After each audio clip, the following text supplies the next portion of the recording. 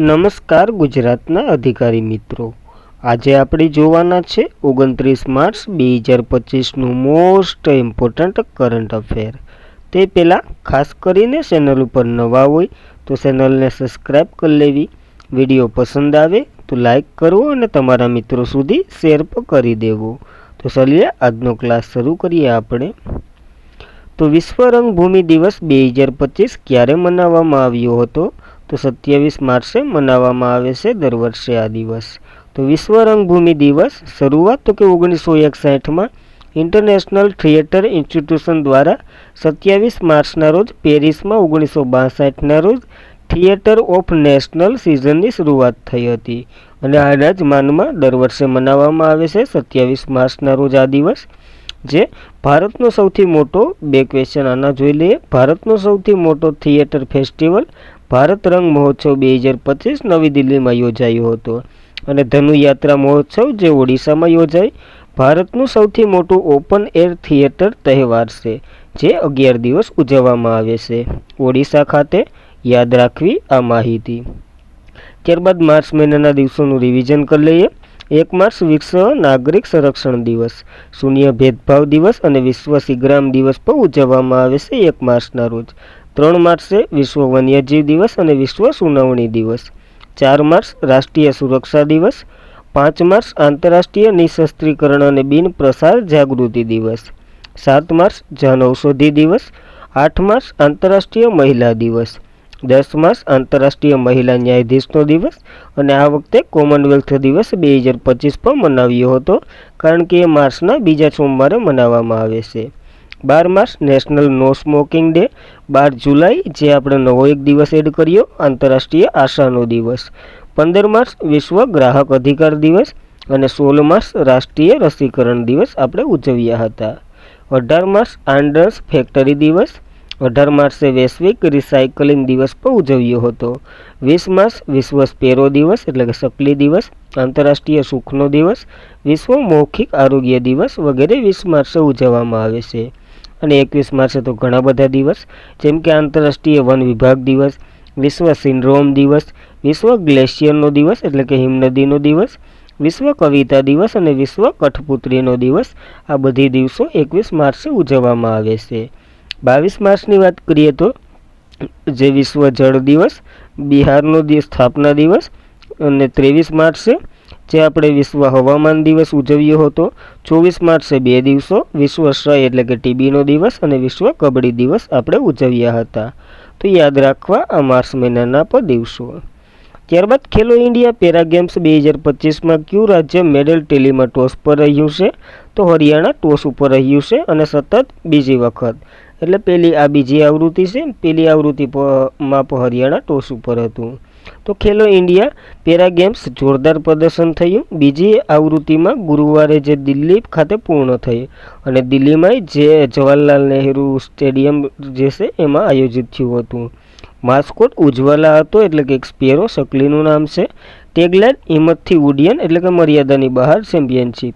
રાષ્ટ્રીય ગીત ખેલેગા ઇન્ડિયા મેરા ઇન્ડિયા જીતેગા મેરા ઇન્ડિયા એવી ટેગલાઇન હતી જે 20થી 27 માર્ચ 2025 દરમિયાન યોજાઈ હતી નવી દિલ્હી ખાતે, બીજી આવૃત્તિ હતી।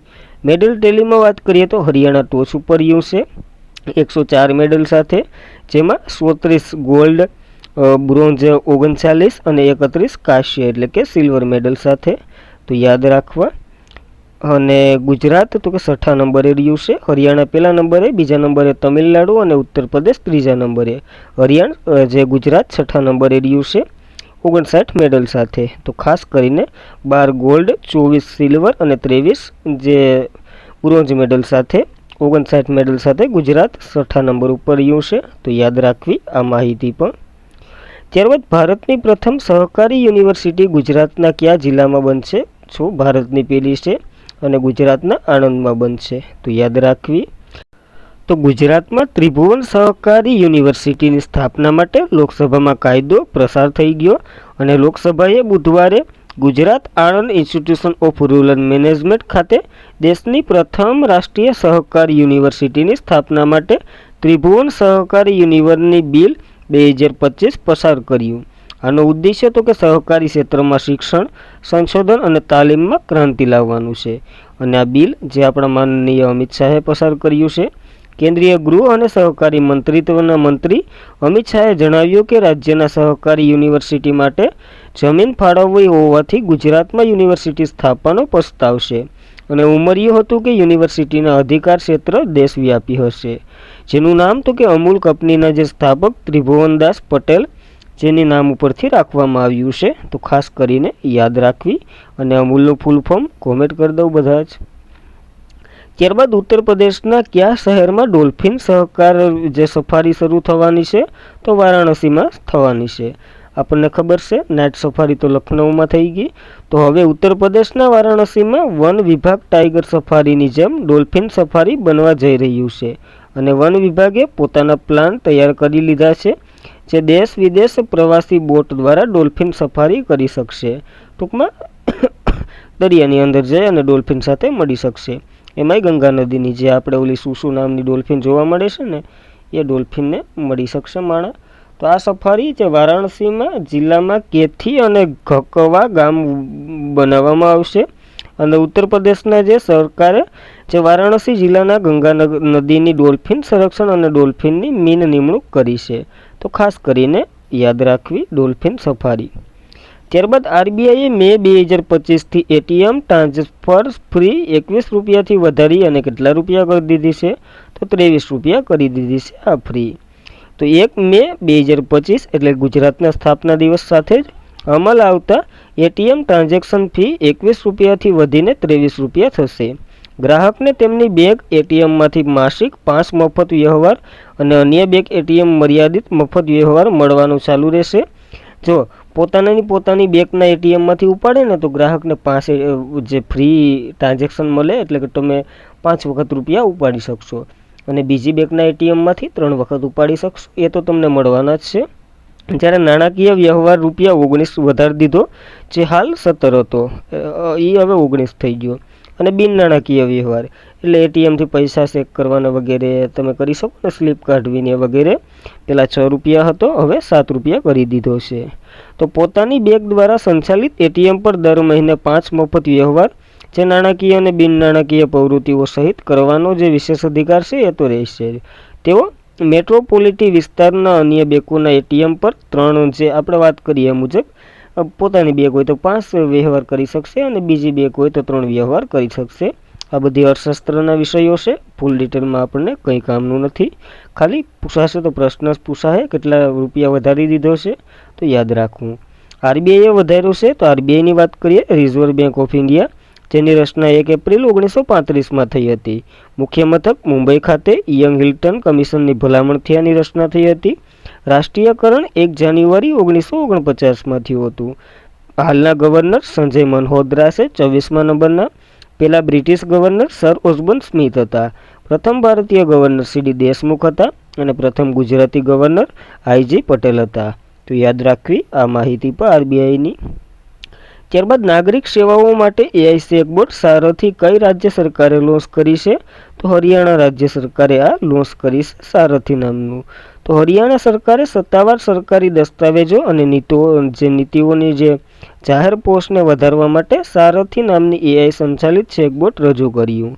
અને મુખ્યમંત્રી નાયબ સિંહ સૈનીએ દ્વારા જણાવવામાં આવ્યું કે આ પહેલ હરિયાણાના શાસકમાં જે કૃત્રિમ બુદ્ધિ એટલે કે એઆઈ એકત્રિત કરવામાં વ્યાપક વ્યવહારનો એક ભાગ છે. આ ચેકબોટ 17,820થી પ્લસ સરકારી દસ્તાવેજો તાત્કાલિક ઉપલબ્ધ થશે. ટૂંકમાં આપણે કેમ મારી યોજના ચાલી રહી છે ગુજરાતમાં, એ ટાઈપનું કંઈક પ્લેટફોર્મ છે જેમાં તમે સરકારશ્રીની બધી જ યોજનાઓ જોઈ શકો, કઈ કેને લાભો મળે છે વગેરે યોજનાઓની માહિતી આમાં મળશે. અને પરંપરાગત અમલશાહી પ્રક્રિયાઓ પર જે નિર્ભર ઘટાડીને સૂચના આદેશો કાયદાઓ નીતિઓ પુનઃપ્રાપ્તિ સુવ્યવસ્થાનો હેતુ ધરાવે છે આ પોર્ટલ. યાદ રાખવું હરિયાણાએ લોન્ચ કર્યું. કેપિટલ ચંદીગઢ, મુખ્ય પ્રધાન નાયબ સૈની અને ગવર્નર બંદારુ દત્તાત્રેય છે. યાદ રાખવી હરિયાણા વિશે આ બેઝિક માહિતી. ત્યારબાદ ઇન્ડસ્ટ્રીયલ ફાઇનાન્સ કોર્પોરેશન ઓફ ઇન્ડિયાના એમડી અને સીઓ કોને બનાવવામાં આવ્યા છે? તો રાહુલ ભાવને બનાવવામાં આવ્યા છે અને સીએ.